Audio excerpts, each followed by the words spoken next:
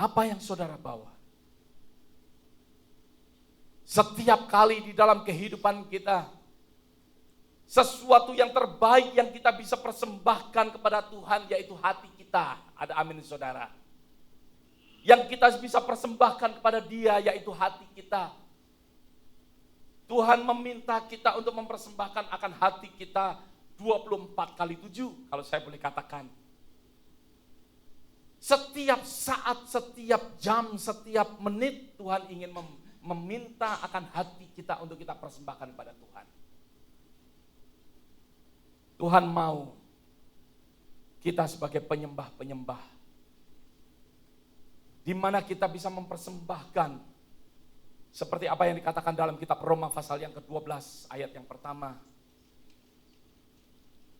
Karena itu, saudara-saudara, demi kemurahan Allah aku menasihatkan kamu supaya kamu mempersembahkan tubuhmu sebagai persembahan yang hidup, yang kudus, dan yang berkenan pada Allah.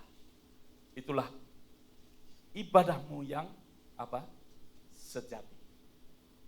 This is your spiritual act of worship. Worship involve sacrifice. Worship di mana hati kita berikan.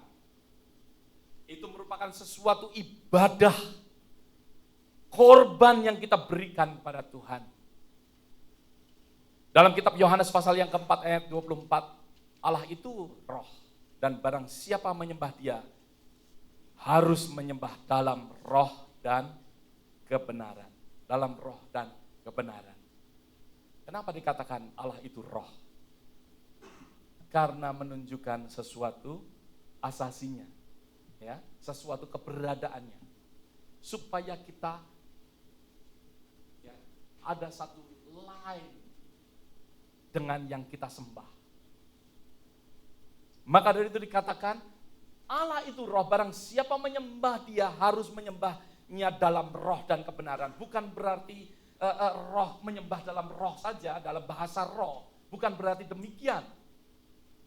Menyembah di dalam roh, karena Allah itu roh, berarti in line dengan Allah. Seringkali kita datang menyembah Tuhan, kita tidak satu jalur, tidak satu line dengan Allah. Kalau kita tidak satu line dengan Allah, maka dari itu saudara dan saya belum sebagai penyembah-penyembah yang sejati. Sebelum sebagai penyembah-penyembah yang benar. Kalau kita ini satu line dengan Allah, maka dari itu kita akan menjadi penyembah-penyembah yang benar. Penyembah yang Tuhan mau bukan sekadar penyembah secara lahiriah, tetapi penyembah-penyembah di mana kita mempersembahkan akan diri kita. Saudara berada di tempat ini, saya percaya bahwa saudara menjadi orang yang memberikan suatu sacrifice. Saya percaya, saudara di tempat ini, saudara sacrifice. Saudara sacrifice your time. Sebenarnya saudara bisa tidur di rumah. Dingin-dingin, ya. Kita bisa tidur di rumah. Saudara ada di tempat ini karena saudara sacrifice. Ada amin, saudara. Mungkin saudara sacrifice football. Jam 12 seringkali Minggu ada football. Saudara sacrifice hobi saudara. Saudara drive ke sini menggunakan gasoline. Ya, menggunakan mobil maksud saya, bukan gasoline saja bisa membawa saudara ke sini, tetapi saudara spend your gas money ya untuk ada di tempat ini. Saudara sacrifice. Penyembahan adalah sesuatu korban yang kita berikan pada Tuhan. Tetapi lebih daripada itu yang saya ingin katakan, perlu kita one line. Satu line dengan yang kita sembah. Ada amin. Maka dari itu, kita tidak hanya sekedar datang membawa sacrifice, tetapi kita mau satu line dengan yang kita sembah. Ada amin, saudara. Kita mau untuk kita datang dengan hati yang terbuka, mau roh kita sama dengan roh daripada Allah sendiri. Orang-orang Majus, mereka pergi, perjalanan mereka adalah perjalanan untuk menyembah. Perjalanan mereka bukan hanya perjalanan untuk mencari tahu, tetapi perjalanan mereka adalah perjalanan untuk menyembah. Biarlah demikian di dalam kehidupan kita. Kita belajar daripada orang Majus ini, yang dikatakan orang yang wise, orang yang bijak. Maka itu biarlah kita boleh menjadi penyembah-penyembah yang benar. Yang menyembah di dalam roh dan kebenaran. Ada amin saudara? Kita boleh menjadi penyembah-penyembah. Kita selalu memberikan yang terbaik kepada Tuhan. Apa yang terbaik di dalam kehidupan kita? Kita persembahkan kepada Tuhan. Tuhan tidak meminta sesuatu yang asal-asalan dari kehidupan kita. Tetapi Tuhan meminta sesuatu yang terbaik yang kita dapat persembahkan kepada Tuhan. Tuhan mau yang terbaik daripada kehidupan kita. Tuhan persembahkan. Ada suatu ilustrasi saudara. Ya. Ada keluarga yang mempunyai 3 anak. Anak yang pertama sangat pandai. Dia akan menjadi dokter. Anak yang kedua mau jadi lawyer. Anak ketiga anak yang paling bodoh. Ya. Dia katakan lulus SMA, aku mau jadi pastor saja. Mamanya bilang, puji Tuhan. Ya. Dia berikan. Tapi pada saat keluarga ini berjumpa dengan malaikat Tuhan, dikatakan, mana anak kamu yang pertama? Ya. Oh, dia akan aku jadikan dokter.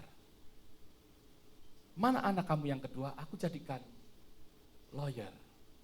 Tapi aku sudah mempersembahkan anak aku yang ketiga, yaitu aku berikan kepada Tuhan.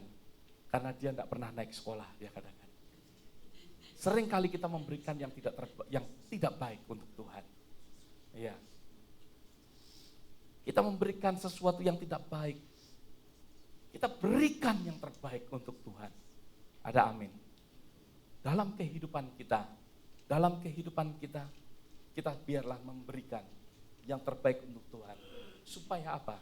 Supaya ya kita menjadi penyembah-penyembah yang benar di hadapan Tuhan. Yang ketiga, di dalam ayat yang ke-12. Ayat yang ke-12. Karena diperingatkan dalam mimpi, supaya jangan kembali kepada Herodes, maka pulanglah mereka ke negerinya melalui jalan apa? Lain. Melalui jalan yang lain.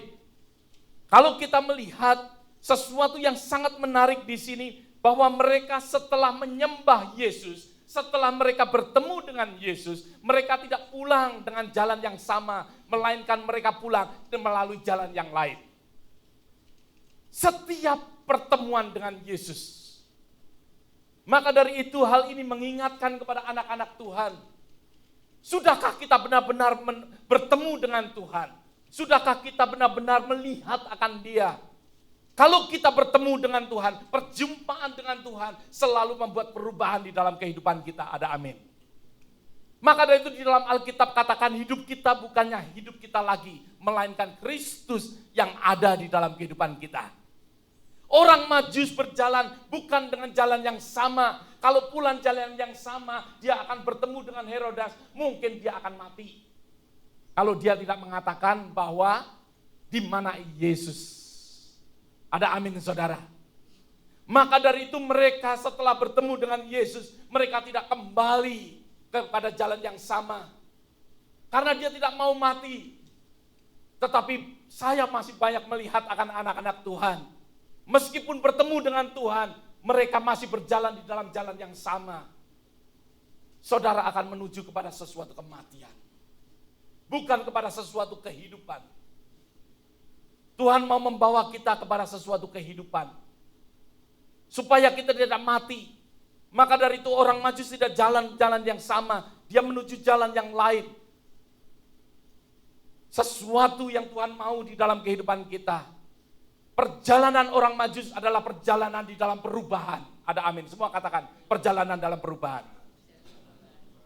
Setiap orang percaya harus mengalami perubahan di dalam hidupnya. Kita tahu akan cerita daripada Abraham. Setelah Abraham bertemu dengan Tuhan, maka itu namanya bukan tadinya Abram, tetapi Tuhan rubah menjadi apa? Abraham. Yang tadinya Yakub, Tuhan rubah menjadi Israel. Ada sesuatu perubahan. Yakub setelah bergulat dengan malaikat Tuhan, maka itu Yakub tidak berjalan sama. Katakan pangkal pinggulnya pukul oleh Tuhan. Maka dari itu dia tidak berjalan di dalam jalan yang sama. Yakub tidak berjalan di jalan yang sama. Yakub yang dulunya sebagai orang yang menipu sana menipu sini, tapi Yakub dirubah oleh Tuhan. Setiap orang yang percaya, yang sudah menerima dia sebagai Tuhan dan Juru Selamat, maka dari itu ada sesuatu perubahan di dalam hidupnya.